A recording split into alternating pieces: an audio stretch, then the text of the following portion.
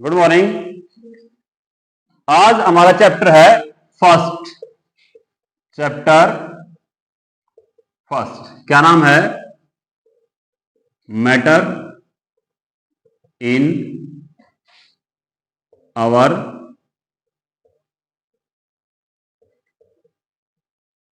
Surroundings, यानी हमारे आसपास के पदार्थ। ठीक है, अपने 9th क्लास के पहले चैप्टर का नाम क्या है? Matter in our surroundings. सबसे पहले तो हमें यह पता होना चाहिए कि मैटर है क्या। जब हमें मैटर का ही नहीं पता होगा, तो हमें आसपास के उसकी डेफिनेशन का ही नहीं पता होगा, तो हम क्या बता पाएंगे उसके बारे में। ठीक है, तो सबसे पहले क्या है matter? Matter is anything which occupies space and has मास। कोई भी पदार्थ क्या है जो कोई स्पेस यानी कि स्थान घेरता है और उसका कोई न कोई मास है, यानी कोई वजन है उसका। ठीक है, क्या है? Mass is anything which occupies space and has मास।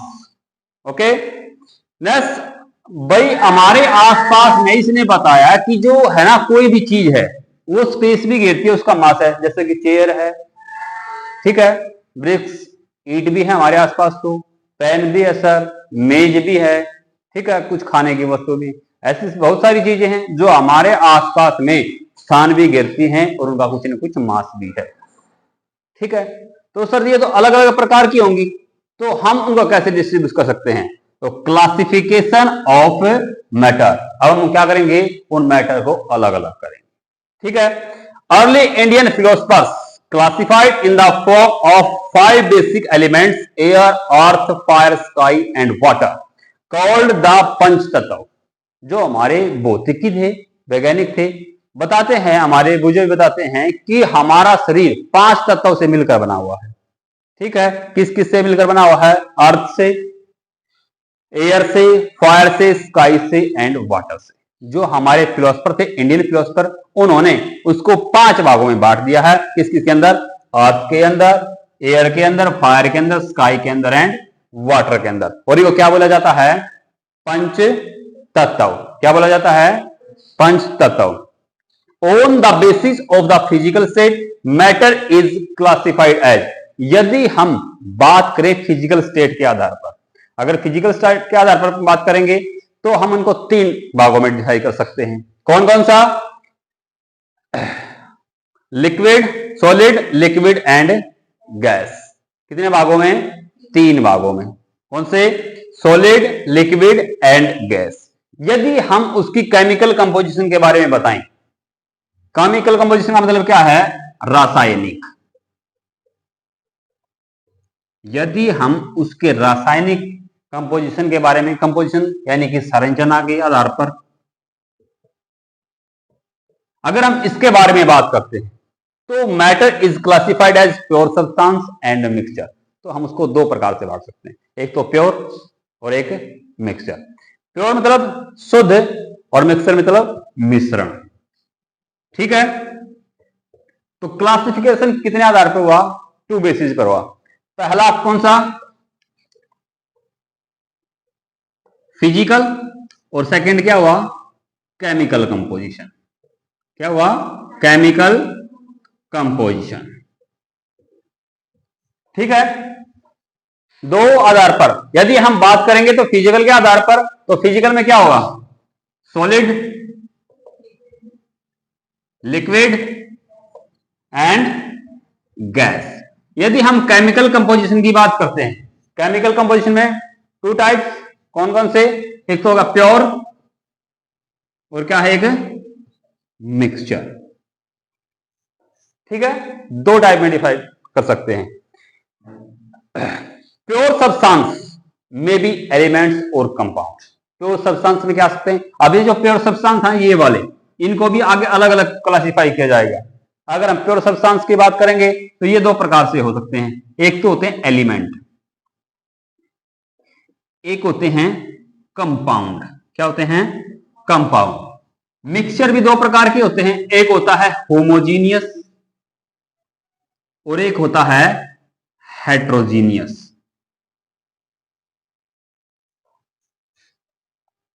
ठीक है, हिंदी वालों के लिए मैं हिंदी में बता दूंगा दोबारा से।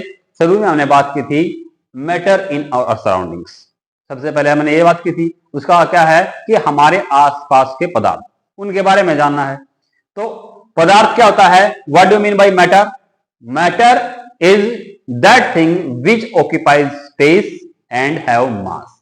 ठीक है, जो वस्तुएं स्थान घेरती हैं या उनका कोई न कोई मास या भार है, वो सभी क्या है?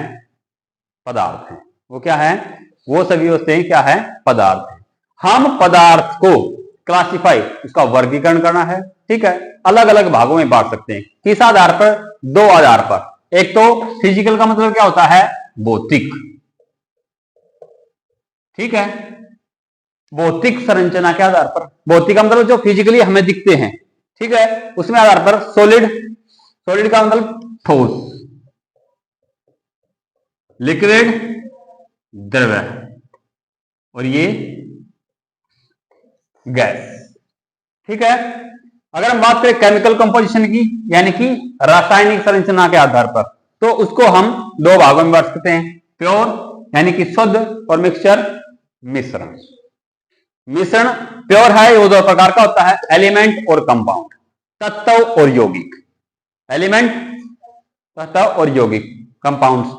अगर हम मिक्सचर की बात करें, होमोजीनियस और हेट्रोजीनियस की बात करेंगे। ठीक है, इसमें होमोजीनियस और हेट्रोजीनियस में हिंदी बता देंगे इसकी। यहां तक कोई प्रॉब्लम? ठीक है, इसको नोट डाउन करो स्टार्ट से। मैटर की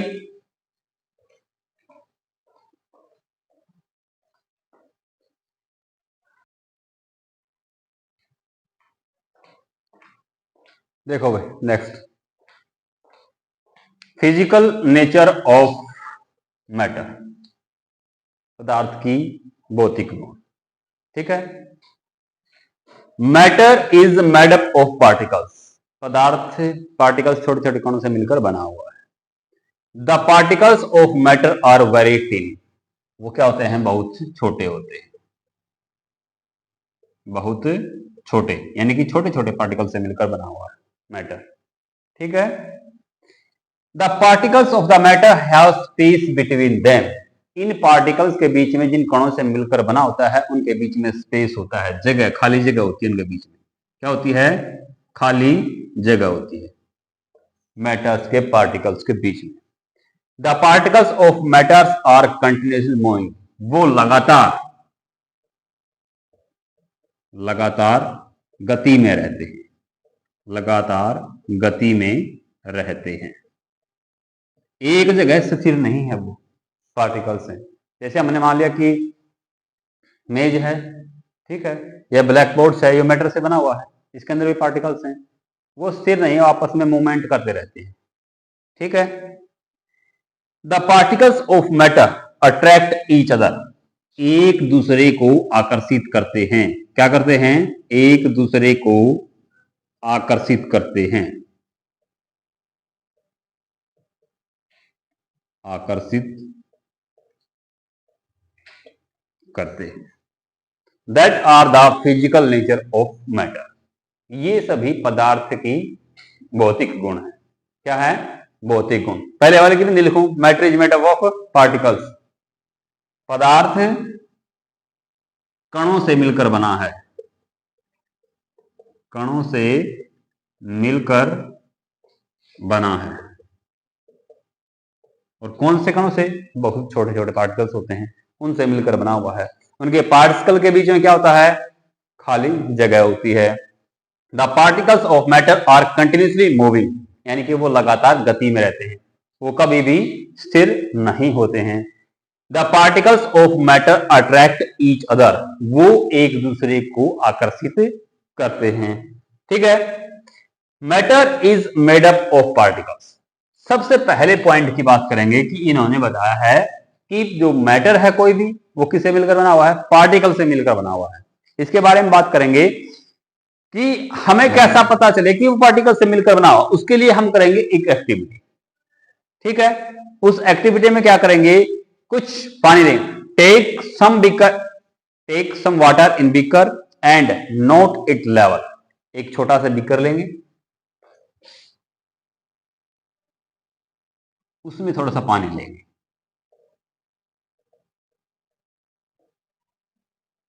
ठीक है।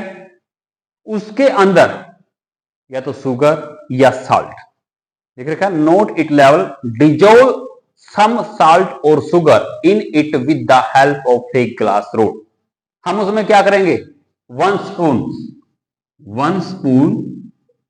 क्या करते हैं, या तो शुगर डाल दें, या तो शुगर डाल दें, या डाल दें साल्ट, और उसको ग्लास रोड से हिलाएंगे। ये एक्सपेरिमेंट आप अपने घर पे कर सकते हैं। आज जाके गिलास में पानी लेना, उसको मार्क कर लेना कि आपका वाटर लेवल यहां तक है। उसके अंदर जब आप शुगर या साल्ट डालोगे, उसको कंप्लीटली डिजोल्व होने के बाद तो वाटर का लेवल चेक करना है कि वाटर का लेवल इंक्रीज हुआ है या डिक्रीज हुआ है, यानी कि पानी का स्तर कम हुआ है या बढ़ा है, ठीक है। But the level of water does not change, this is because the particle of water get into the space between the particle of water. जब आप ये अभिक्रिया करेंगे तो जो पानी का स्तर है वो बिल्कुल यही रहेगा, वो कम या ज्यादा नहीं होगा। क्यों नहीं होगा, this is because the particle of water get into the space between the particle of water, क्योंकि जो वाटर के पार्टिकल्स के बीच में स्पेस था, उस पार्टिकल में क्या हुआ, जो साल्ट के पार्टिकल थे या शुगर के पार्टिकल थे वो मिक्स हो गए आपस में, क्या हो गए हैं, मिक्स हो गए पानी के साथ। This is because the particle of water get into the space between the particles of water, this shows that matter is made up of particle. और ये हमें बताता है, ये क्या शो करता है कि कोई भी मैटर है वो पार्टिकल से मिलकर बना हुआ है, कणों से मिलकर बना हुआ है, ठीक है। एनी डाउट्स, दोबारा रिपीट करूं एक्टिविटी, ठीक है, नोट डाउन करो इसको, ठीक है, करो एक।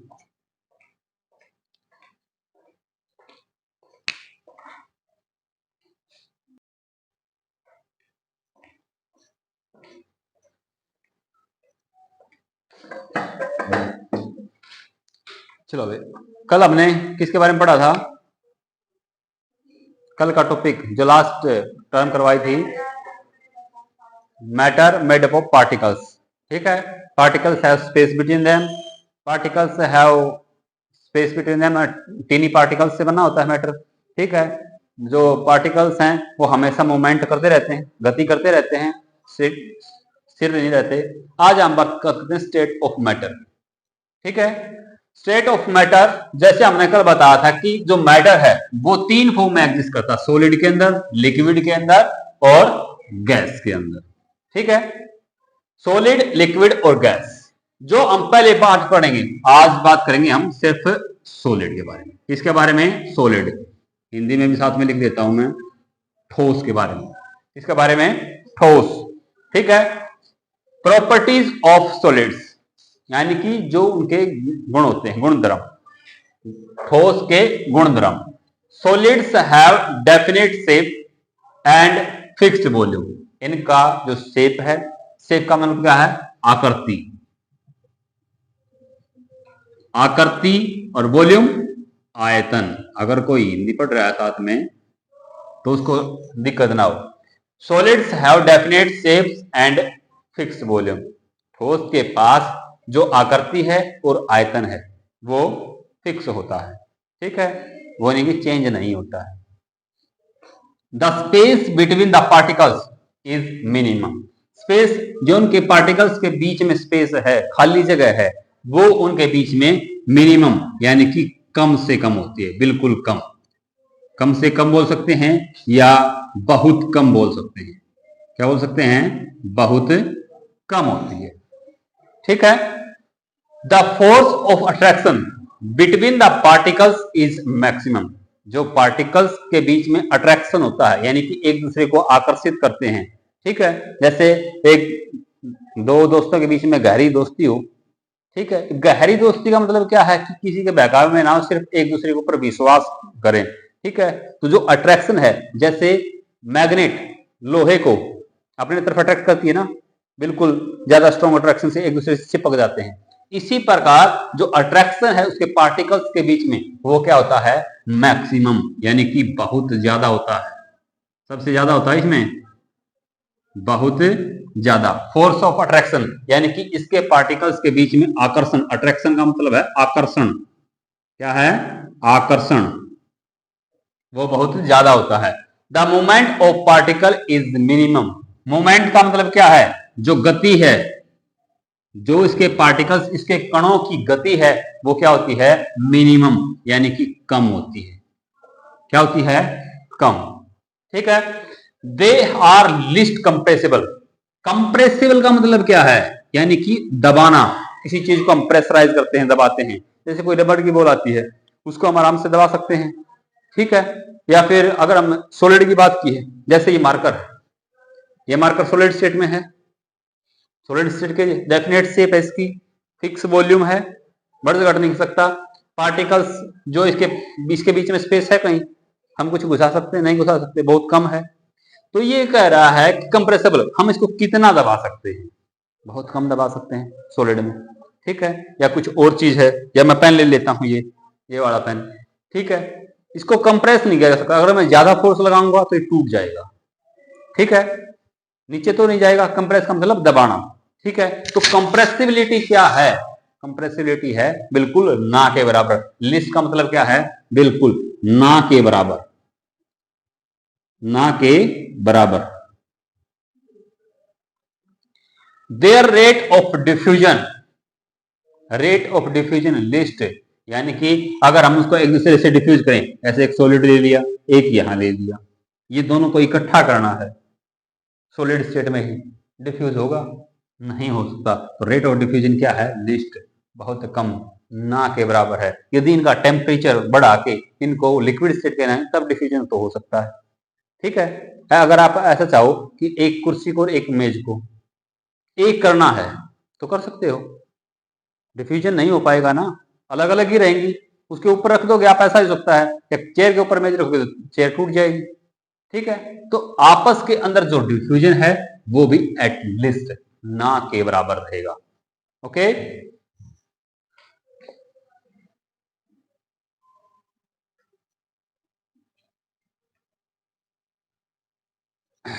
जैसे इसने ये शेप दे रखी है।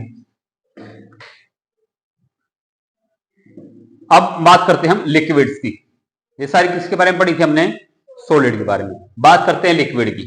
लिक्विड्स हैव, लिक्विड को क्या बोलेंगे, द्रव, क्या बोलेंगे, द्रव हिंदी में।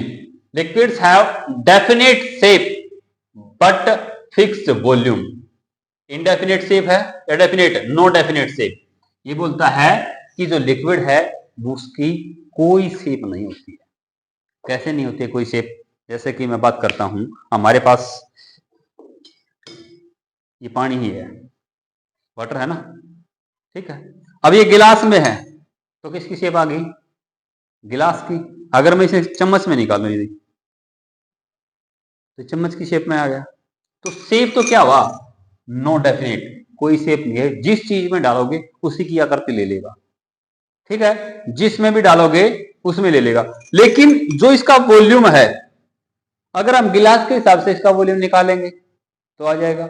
अगर हम इसको एक टब में डाल दें या एक बाल्टी में डाल दें, आयतन तो तब भी सेम ही आएगा, आयतन तो चेंज नहीं होगा। यानी कि कितना स्थान घेरता है तो स्थान तो उतना ही घेरेगा, ठीक है। तो इसका जो शेप है वो इनडेफिनेट, यानी कि स्थिर नहीं है, वो अलग अलग चेंज करता रहता है। लेकिन जो वॉल्यूम है वो हमेशा क्या होता है, फिक्स होता है। किसका, द्रव्य का, लिक्विड का। बाद में लिखा liquids have take the shape of container. Container का मतलब जिस भी बर्तन में डालेंगे उसी की आकृति ले लेगा, ठीक है। The shape space between the particles is intermediate. जो इसके पार्टिकल्स के बीच में स्पेस होता है वो इंटरमीडिएट का मतलब बीच का होता है। अब बीच का कौन से का, यानी कि ठोस के, ठोस व द्रव के बीच का। ठोस द्रव, ठोस द्रव नहीं, वो लिखना था गैस, सॉरी गैस। जो ठोस और गैस होते हैं ना, उनके बीच का स्पेस होता है पार्टिकल्स के बीच में। जैसे हमने आज एक्टिविटी की थी, पार्टिकल्स के, लिक्विड के पार्टिकल्स के बीच में स्पेस होता है, उसमें नमक डाला तो उसके अंदर घुल गया था वो, ठीक है, डिजोल्व हो गया था। तो जो इसके पार्टिकल्स के बीच में स्पेस होता है वो इंटरमीडिएट यानी कि ठोस से ज्यादा होता है, लेकिन गैस के पार्टिकल के स्पेस से होता है कम, ठीक है। The force of attraction between the particles is intermediate. जो इसके पार्टिकल्स के बीच के अट्रैक्शन है,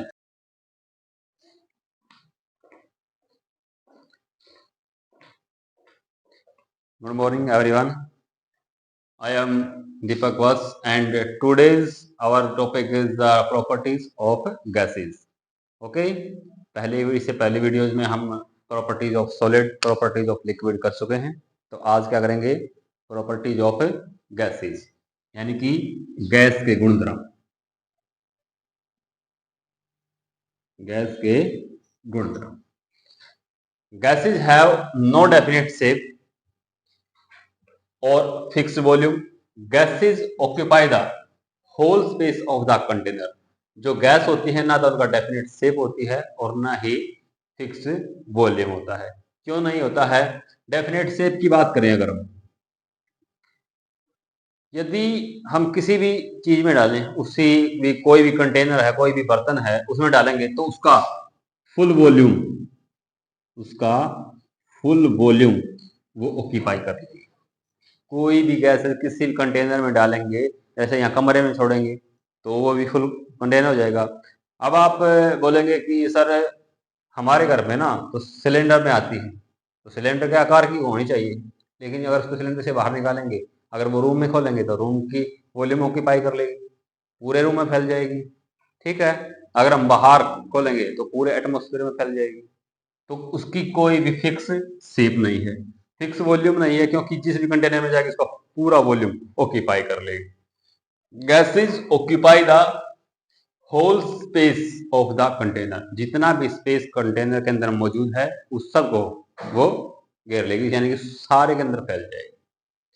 the shape between the particle, the space between the particle, जो स्पेस है इसके पार्टिकल्स के बीच में, जो ये स्पेस है ये बहुत ज्यादा होता है। जो स्पेस है पार्टिकल्स के बीच के अंदर वो क्या है, होगा बहुत ज्यादा, मैक्सिमम, बहुत ज्यादा या सबसे ज्यादा। क्योंकि थ्री स्टेट्स के अंदर, सॉलिड, लिक्विड और गैस के अंदर, सबसे पार्टिकल्स के बीच में स्पेस सबसे ज्यादा किसके अंदर होता है? गैसेज के अंदर। The force of attraction between the particles is minimum. इनके बीच का अट्रैक्शन, जो अट्रैक्शन होगा वो होगा मिनिमम। क्या होगा? मिनिमम, कम से कम होगा। कम से कम है तभी तो ये एक दूसरे के दूर भाग रहे हैं, एक दूसरे से अट्रैक्शन कम है। यदि अट्रैक्शन होता तो एक दूसरे के नजदीक मानते, जैसे गैसेज के अंदर है, वो लिक्विड के अंदर, और सॉलिड के अंदर बिल्कुल इस प्रकार, ये लिक्विड के अंदर और ये सॉलिड के अंदर और ये गैस के अंदर। They are most compressible. Most compressible का मतलब है दबाना, इनको सबसे ज्यादा दबाया जा सकता है। फॉर एग्जाम्पल अगर हम बैलून ले, बैलून को फुला के उसको दबा सकते हैं ना, ठीक है। जो गैस हमारे घर में सिलेंडर में आती है वो भी कंप्रेस करके इसके अंदर डाली जाती है, प्रेशर के द्वारा उसको दबाकर, ठीक है, ऐसे तो नहीं डाल सकते ना। There rate of diffusion is more than solids. जो रेट ऑफ डिफ्यूजन है आपस में, जैसे कि हमारा एटमॉस्फेयर है, एटमॉस्फेयर में कितनी गैस है? हाइड्रोजन है, हीलियम है, लिथियम है, और hydrogen, helium, oxygen, carbon dioxide, ये सारे आपस में कंबाइन है ना, आपस में एक दूसरे के साथ डिफ्यूज्ड हैं। तो इनकी डिफ्यूजन की प्रोबेबिलिटी है जो, वो सॉलिड से और लिक्विड से क्या होती है? ज्यादा होती है, ठीक है।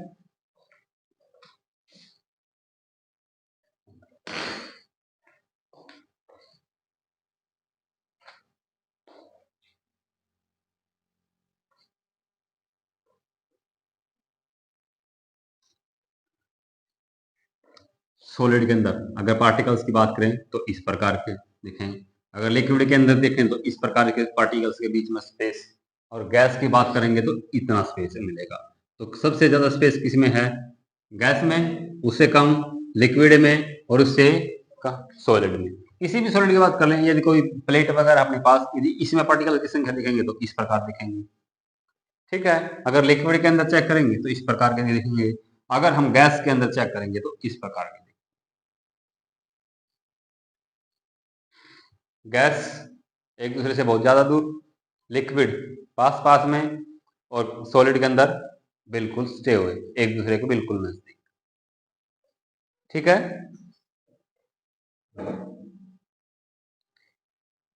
चेंज ऑफ स्टेट,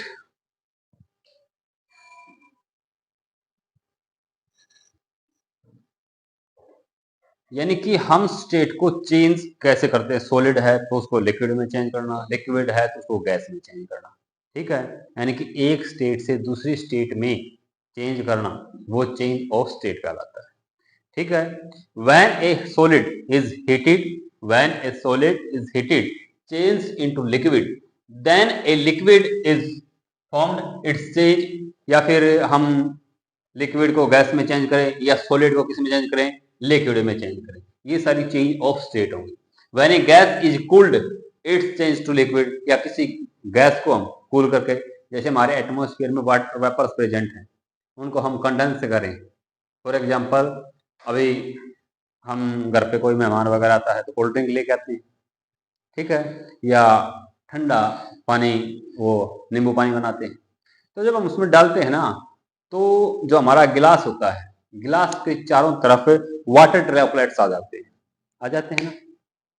तो क्या फिर वो जो हमारा कंटेनर था, जो गिलास था, उसके अंदर छेद था कहीं कि वाटर वेपर्स बाहर निकल आए, या कोई हम कोल्ड ड्रिंक रखते हैं तो उसके बाहर भी वाटर वेपर्स आते हैं, ठीक है। वो क्या है, वो वाटर वेपर्स प्रेजेंट हैं, किसके अंदर प्रेजेंट हैं, एयर के अंदर, ठीक है। जब वो उसका टेम्परेचर, जो हमारा कोल्ड ड्रिंक है या जो हम वाटर लेके आते हैं फ्रिज से निकाल के, उसका टेम्परेचर होता है कम, जैसे ही वो उसके कांटेक्ट में आते हैं, कंडेंस हो जाते हैं, जो एयर की फॉर्म में थे वो कंडेंस होकर लिक्विड स्टेट के अंदर आ जाते हैं, टेम्परेचर डाउन हो जाए, ठीक है। जैसे वो गिलास के कांटेक्ट में आते हैं तो जो वाटर वेपर्स हैं वो ड्रॉपलेट्स के फॉर्म में आ जाते हैं, छोटी छोटी बूंदों के रूप में बाहर चिपक जाते हैं, क्योंकि उसका टेम्परेचर डाउन है कोल्ड ड्रिंक का, ठीक है। वो भी एक चेंज इन स्टेट का एग्जाम्पल है, क्योंकि जो हमारे एटमॉस्फेयर में वो गैसेज के रूप में प्रेजेंट थी और बाद में किस में चेंज हो गई, वो लिक्विड के अंदर, ठीक है। For example, if ice is heated, यदि हम आइस, बर्फ को गर्म करें, ठीक है, तो बर्फ को हम गर्म करेंगे तो किसमें, वाटर में बदल जाएगी। यदि हम पानी को गर्म करते रहे तो उसके जो भाप है, भाप के रूप में उड़ता है ना ऊपर, वेपर्स के रूप में हो जाएगा इनटू स्टीम, और स्टीम को कूल्ड करेंगे तो दोबारा वाटर के रूप में बदल सकते हैं। सॉलिड स्टेट को लिक्विड के अंदर, लिक्विड को गैसेस के अंदर, गैसेस से लिक्विड, और इससे इसमें चेंज कर सकते हैं, ठीक है। तो हम एक स्टेट से दूसरी स्टेट के अंदर इनको चेंज कर सकते हैं, सॉलिड से लिक्विड, लिक्विड से गैस, गैस से लिक्विड, लिक्विड से सॉलिड, ठीक है।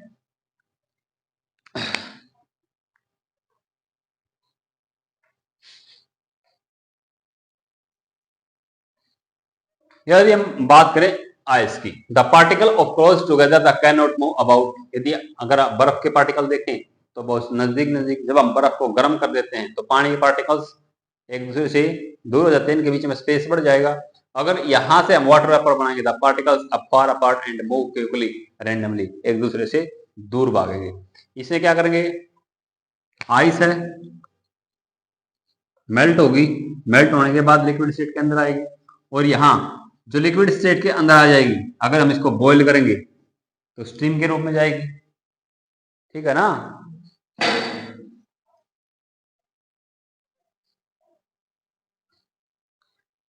फिर आते हैं मेल्टिंग, बोलते हैं ना इस चीज का मेल्टिंग पॉइंट ज्यादा है, ठीक है। तो मेल्टिंग पॉइंट के बारे में बात करेंगे।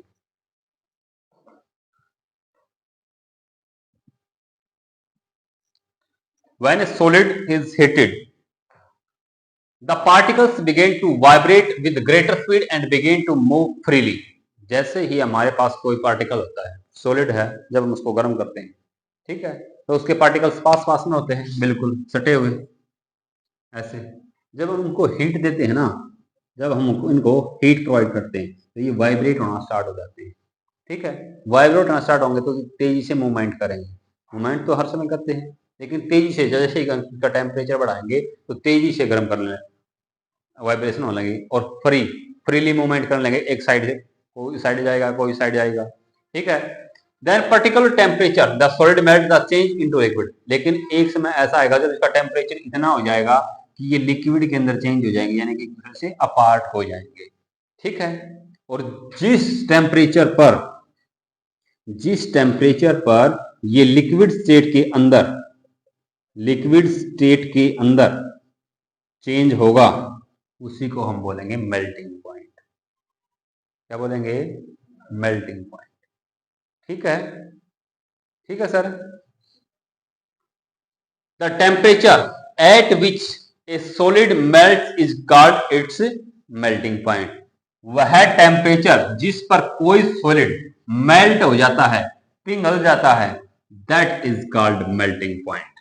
The melting point of ice, तो आइस का मेल्टिंग पॉइंट क्या है? 0 डिग्री सेल्सियस या 273 केल्विन, ठीक है।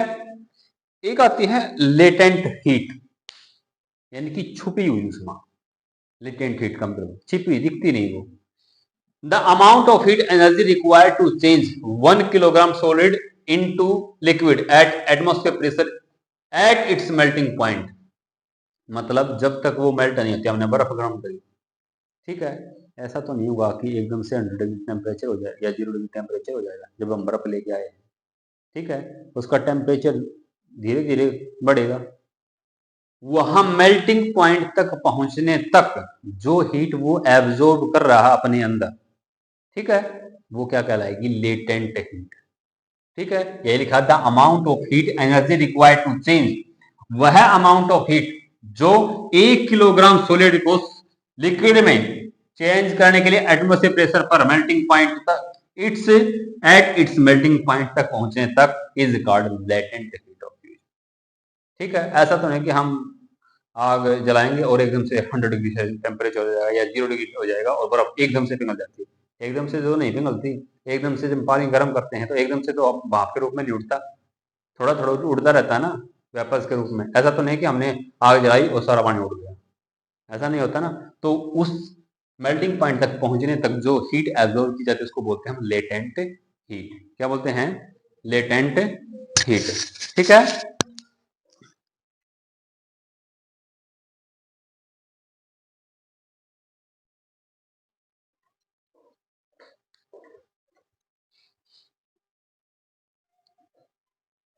बॉइलिंग, वो कहता है ना मेल्टिंग वाला, मेल्टिंग पॉइंट, ठीक है। आज करेंगे बॉइलिंग के बारे में। व्हेन लिक्विड इज हीटेड, जब भी हम किसी द्रव को गर्म करेंगे, its particles begins to move even faster, तो इसके जो पार्टिकल्स हैं वो मूवमेंट फास्ट करना स्टार्ट कर देंगे। मूवमेंट ऑफ पार्टिकल एक्टिविटी करवा चुके हैं आपकी, ठीक है। Then at a particular temperature the liquid begin to boil and change into gas. जिस टेम्परेचर के ऊपर जो लिक्विड है वो किस में चेंज हो जाए? गैस में, that is called boiling point. क्या बोलेंगे इसको? Boiling point. Boiling is a bulk phenomena, ये एक बहुत बड़ा फिनोमिना है। When liquid boils the bulk of liquid change into the vapours, बहुत सारा लिक्विड किस में चेंज होता है? वेपर्स के अंदर। जैसे हम पानी गर्म करते हैं, लगातार उसको बॉईल करते रहेंगे तो ज्यादा समय में तक, ऐसा तो नहीं है कि एकदम गर्म करेंगे तो एकदम से हो जाएगा।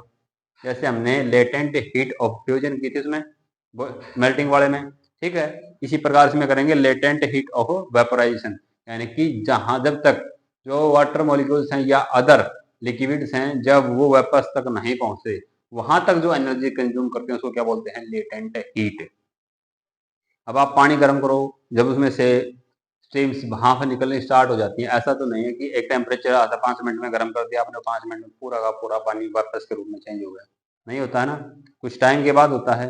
लगातार जिस पानी का टेम्परेचर, जिस मॉलिक्यूल का टेम्परेचर उसके बॉइलिंग पॉइंट तक पहुंच जाता है वो वेपर्स में, ठीक है। बाकी क्या रहते हैं? वही रहते हैं बर्तन में, कंटेनर में, ठीक है।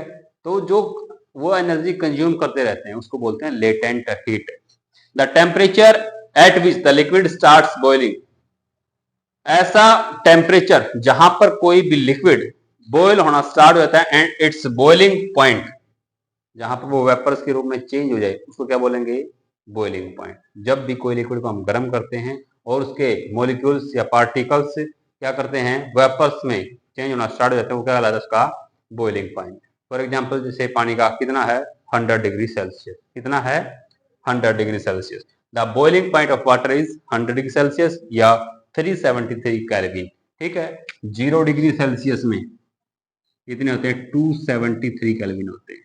कितने होते हैं, 273 kelvin.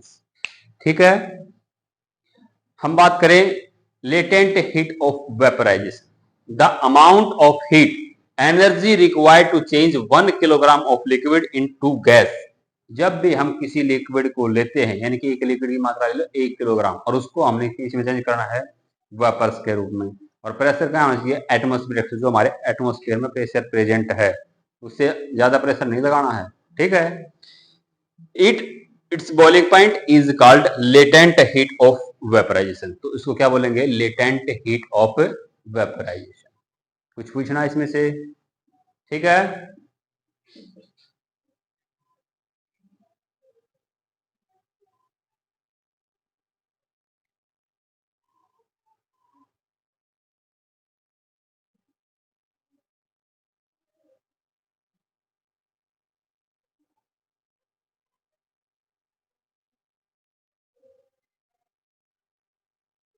Effect of temperature on molecules, यानी कि जब कोई भी सॉलिड है, लिक्विड है या गैस है, यदि हम उसको गर्म कर दें, उसका टेम्परेचर बढ़ा दें, तो क्या इफेक्ट पड़ता है। जैसे सॉलिड के पार्टिकल्स हैं, कोई भी सॉलिड है हम लेते हैं, इसको गर्म करते हैं, या मान लिया जाए कि आइस क्यूब है हमारे पास एक, ठीक है, उसको हम बर्नर की सहायता से गर्म करते हैं, तो जिसके पार्टिकल्स हैं, सॉलिड के पार्टिकल, ये वाइब्रेट करना स्टार्ट कर देंगे, वाइब्रेट करना स्टार्ट कर देंगे और एक दूसरे से अपार्ट हो जाएंगे, एक दूसरे के बीच में दूरी बढ़ जाएगी जैसे ही वाइब्रेट होंगे। ठीक है, क्योंकि क्या, इनका टेम्परेचर बढ़ गया। ये तो कोल्ड में जब ठंडा है, यानी कि जब उसके ऊपर टेम्परेचर नहीं बढ़ाएगा, लेकिन जब उसको टेम्परेचर बढ़ा जाए, जब उसको गर्म किया जाएगा, तो उसके पार्टिकल के बीच का स्पेस बढ़ जाएगा। ठीक है, चाहे गैस है, चाहे सॉलिड है, या फिर लिक्विड है। ओके, अगर हम लिक्विड की बात करें, वो बात थी सॉलिड की। यदि हम लिक्विड की बात करें, लिक्विड में इस प्रकार होते हैं मॉलिक्यूल, जब हम इसको गर्म करेंगे तो इसके पार्टिकल के बीच में स्पेस यहां ज्यादा है या यहां ज्यादा है, वहां ज्यादा है।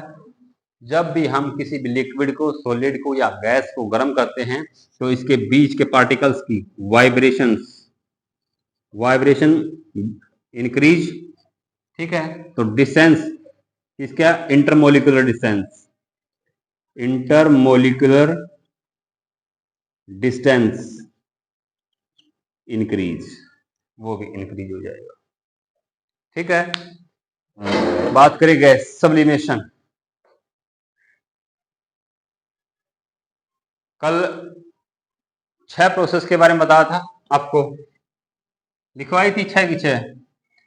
सॉलिड से लिक्विड, ठीक है, लिक्विड से सॉलिड, लिक्विड से गैस, गैस से लिक्विड, और गैस से सॉलिड, और सॉलिड से गैस। ठीक है, आज हम बात करेंगे सब्लिमेशन की। The change of state directly from solid to gas to form gas to solid is called sublimation. हम जब भी directly from solid to gas या गैस टू सॉलिड किसी भी सब्सटेंस को हम यदि गैस से सॉलिड के अंदर चेंज करते हैं, किसके अंदर, गैस से सीधा सॉलिड के अंदर, तो उस प्रोसेस को क्या बोलते हैं, सब्लिमेशन। क्या बोलते हैं, sublimation. For example, if solid camphor और ammonium chloride NH3Cl, ammonium chloride को जब हम ठंडा करते हैं तो वो सॉलिड रूप में आ जाता है। ठीक है, इसमें सॉलिड रूप में, यहां पर एक कॉटन के लगा रखे, आगे कॉटन लगा रखा ऊपर कॉटन, ये अमोनियम क्लोराइड लिख रखा है साइनाइड में। हम इसको गर्म करेंगे, इसके ऊपर एक कोनिकल फ्लास्क लगा देंगे, ठीक है, ताकि इसके अंदर से जो गैस निकले वो बाहर ना जाए। ऊपर लगा दिया हमने कॉटन इनवर्टेड फनल। जो अमोनियम क्लोराइड है जो सोलिडिफाइड में यहाँ पर जमना स्टार्ट हो जाएगा, जैसा आपके फ्रीजर में हल्की हल्की बर्फ जमनी स्टार्ट हो जाती है ना, ऐसे इस कोनिकल फ्लास्क के अंदर अमोनियम क्लोराइड सॉलिड स्टेट के अंदर आ जाएगा, ठीक है। और गैस से सीधा सॉलिड में बदलने की क्या बोलते हैं सब्लिमेशन। क्या बोलते हैं? सब्लिमेशन।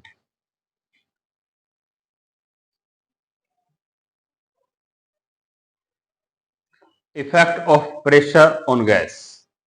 यदि हम प्रेशर बढ़ा दें किसी गैस के ऊपर तो क्या इफेक्ट पड़ेगा? When pressure is applied on the gas, यदि किसी गैस के पार्टिकल्स मान लिया जाए ऐसे यहां यहां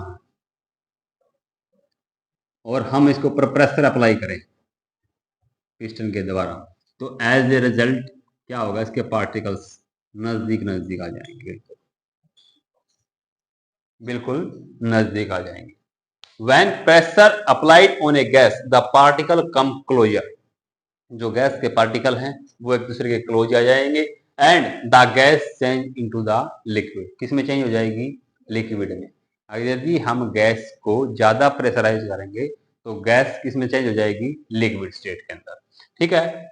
we can liquefy gas by applying pressure and reducing the temperature. हम सभी गैसों को, लगभग मैक्सिमम गैसेज को लिक्विफाई कर सकते हैं, यानी कि लिक्विड रूप में चेंज कर सकते हैं द्रव में, अप्लाइंग प्रेशर, उनके ऊपर प्रेशर डाल के, और रेड्यूसिंग द टेम्परेचर, उनके टेम्परेचर उनके तापमान को घटाकर, ठीक है, उनको लिक्विड स्टेट के अंदर लाया जा सकता है। Compressed solid carbon dioxide is called dry ice gas. CO2, जब CO2 को कंप्रेस किया जाता है ये सॉलिड फॉर्म में आ जाती है, ठीक है, सॉलिड फॉर्म में आ जाती है, इसको बोला जाता है dry ice. If the pressure is reduced and it's changed directly into gas without coming in liquid state। अभी हमने पढ़ा था कि अगर हम गैस को डायरेक्टली सॉलिड में चेंज करते हैं उसको सब्लिमेशन बोलते हैं। वो काम है CO2 के साथ। जैसे ही CO2 का प्रेशर बढ़ाएंगे और टेम्परेचर घटाएंगे तो वो सॉलिड फॉर्म में मिल जाती है, ठीक है। सब्लिमेशन का एग्जाम्पल भी होगा यहाँ से। लेकिन CO2 को ड्राई आइस बोला जाता है। क्यों बोला जाता है? क्योंकि ये लिक्विड स्टेट के अंदर आती ही नहीं। CO2 या तो गैसियस रूप में रहती है और प्रेशराइज करेंगे तो सीधा सॉलिड फॉर्म में मिलती है, ठीक है। कई बार बोर्ड में यहां से क्वेश्चन पूछा गया है कि हम जो सॉलिड फॉर्म में CO2 आती है उसको ड्राई आइस क्यों बोलते हैं? Because it is change directly to gas without coming in liquid state. क्योंकि ये कभी भी लिक्विड स्टेट में नहीं जाती, सीधी गैस में या सॉलिड स्टेट में मिलती है, ठीक है। इसलिए इसको क्या बोलते हैं? Dry ice. क्या बोलते हैं? Dry ice. क्वेश्चन आता है पक्का यहाँ से, ठीक है। Why CO2 in solid form is called dry ice? Because it is converted directly into the solid form या it is directly form in the gaseous state, so it is called dry ice, ठीक है, okay.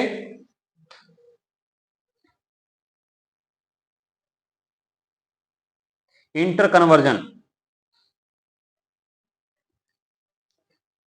जो मैंने कल आपको करवाई थी,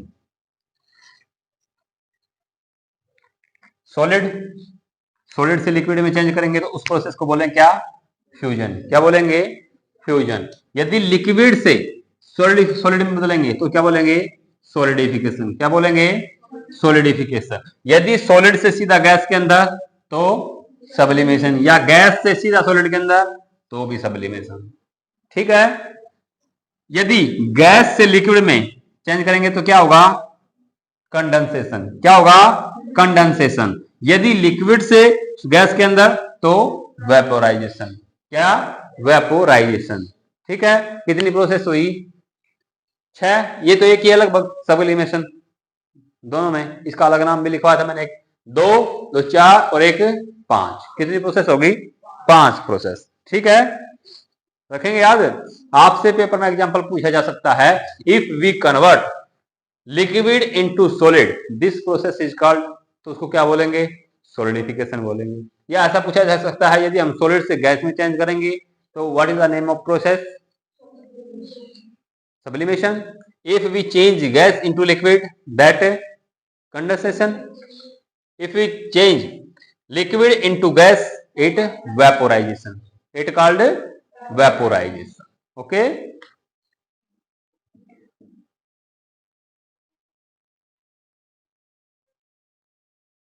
evaporation.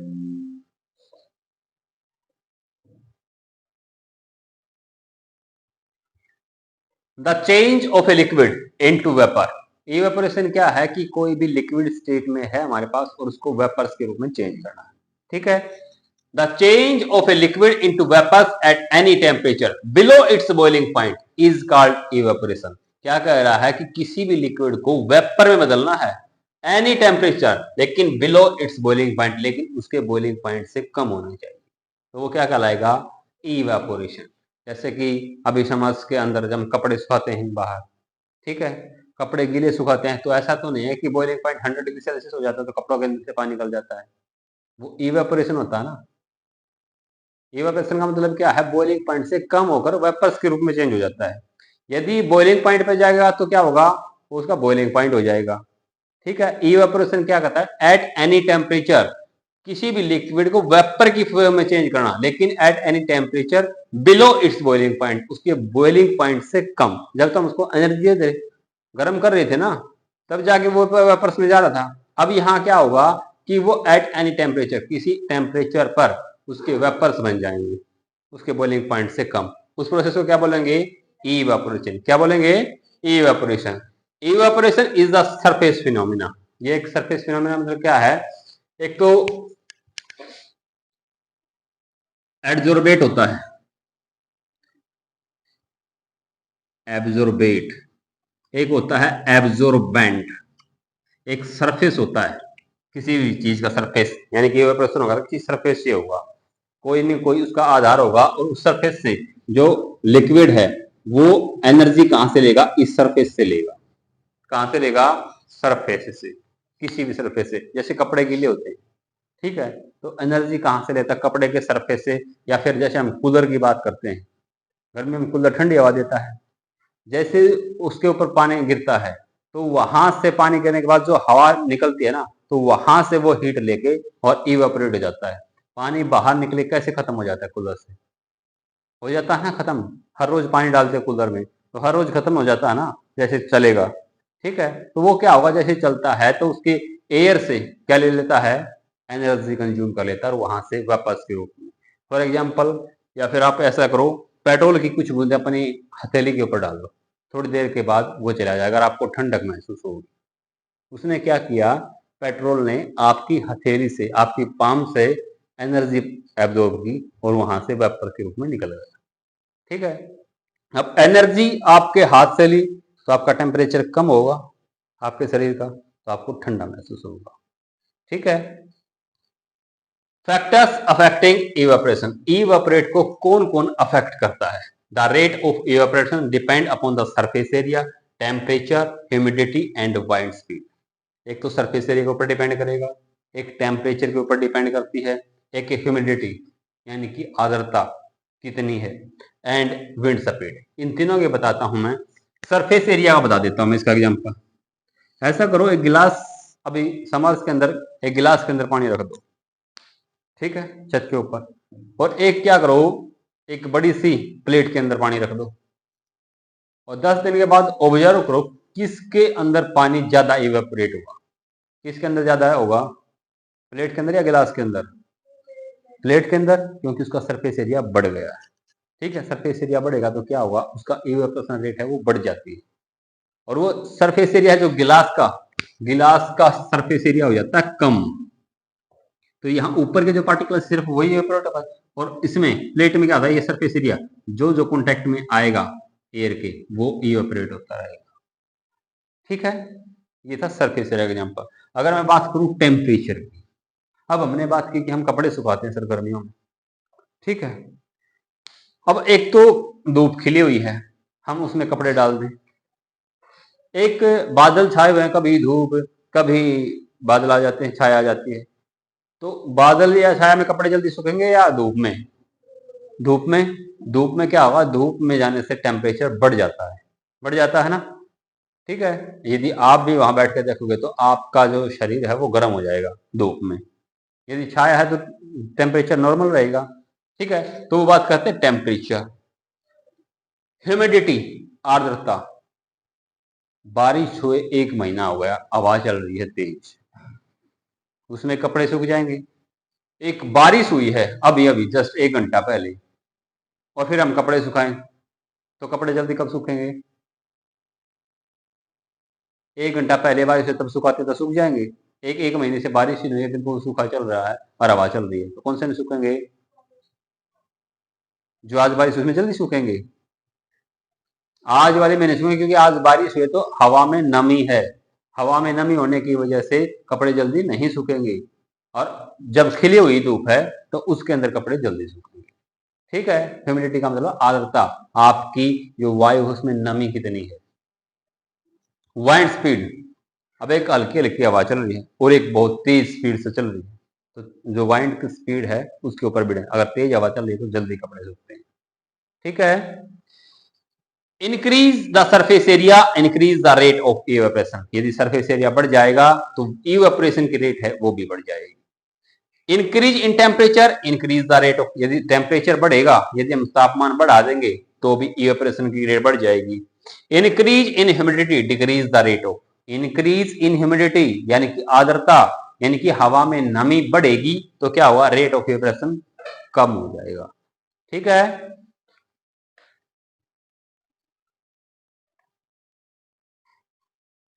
Increase in wind speed, increase the rate of evaporation. जैसे हवा तेज चलेगी तो इवेपोरेशन की प्रोसेस है वो भी ज्यादा चलेगी। सरफेस फिनोमेना का example evaporation.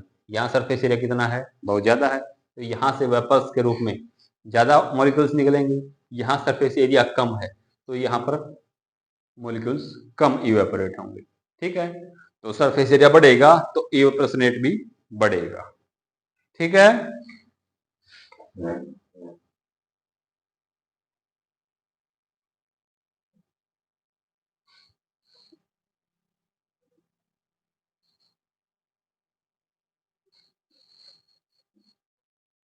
Evaporation cage cooling.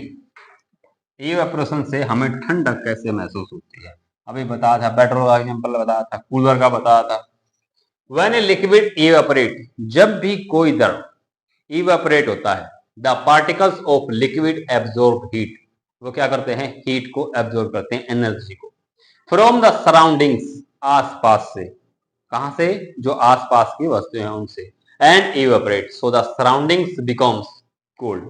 अगर वो एनर्जी आसपास की चीजों से लेंगे तो हीट लेंगे, तो जो इंजन से लेंगे इसकी तो हीट कम हो जाएगी, और हीट कम होगी तो हमें क्या था होगा? ठंडा महसूस होगा। For example, people sprinkles water on the roof और open ground because during evaporation water absorb heat makes the hot surface cool. ये बोल रहा है कि जो पीपल है वो स्प्रिंकल्स वाटर ओपन ग्राउंड के ऊपर, रूफ के ऊपर पानी गिराएंगे तो वाटर एब्जॉर्ब ज्यादा होता है। यानी कि गर्मी है, छत बिल्कुल गर्म है, उसके ऊपर पानी डालेंगे तो इवेपोरेशन पावर कितनी होगी? बहुत तेज। अब गर्मियों में आपकी जो छत है ना बिल्कुल गर्म मिलेगी, छोटी ज्यादा, वहां एक पानी गिलास डाल के देखना कितनी देर में इवेपोरेट हो जाता है। लगभग 1 मिनट के आसपास। जितना सरफेस एरिया पे ज्यादा डालोगे उतना जल्दी इवेपोरेट होगा, और कम पे डालोगे तो थोड़ा टाइम लगेगा। ठीक है, तो ये बोलता है कि ठंडक महसूस करने के लिए कई बार लोग जो अपने रूफ्स के ऊपर वो पानी डालते हैं। अब पानी डालेंगे तो क्या होगा? जिस सरफेस के ऊपर, जैसे आप छत के ऊपर पानी डालोगे तो वहां जो छत गर्म है उसके अंदर हीट है, जो पानी डालोगे वो हीट उसको ले लेगा, उससे हीट लेके इवेपोरेट हो जाएगा, तो आपकी जो छत का टेम्परेचर वो डाउन हो जाएगा। होगा कि नहीं? कोई चीज गर्म है उसको ठंडा करने का उसके ऊपर पानी डालते हो आप, पानी डालने से क्या होता है? वो इवेपोरेट हो जाता है, वेपर्स के रूप में चेंज हो जाता है और आपको ठंडक महसूस होती है। During summer we sweat our more because during evaporation sweat absorb heat from our body making the body cool। ये कहता है जब गर्मियों में होते हैं हमें पसीना बहुत निकलता है, because during evaporation of the sweat absorb heat from our body and making, और हमें पसीना आने के बाद ठंडक महसूस होती है। ठंडक महसूस करें, जो हमें पसीना आया है ना, हमारे बॉडी का टेम्परेचर होता है हाई, वो पसीना क्या करता है, हमारी बॉडी से हीट एब्जॉर्ब करता है, और हीट एब्जॉर्ब होने के बाद तब हमें ठंडक महसूस होती है। पसीना सूखता है तब ठंडक महसूस होती है, तब पसीना आता जब नहीं। ठीक है। Wearing cotton clothes in summer keeps us cool because cotton absorbs heat and when the sweet evaporates. ये कहता है हम गर्मियों में कपड़े कॉटन के पहनते हैं। कॉटन का काम क्या है, कॉटन हमारे स्वीट को, पसीने को जल्दी सोखता है, और पसीने को जो सोखता है, सोखने का काम करेगा, तो वहां से हीट एब्जॉर्ब करेगा। कहाँ से, हमारे शरीर से, तो हमें ठंडक महसूस होगी। Its sweat evaporates, it absorbs heat from our body and making the body cool. तो हमें ठंडक महसूस होती है।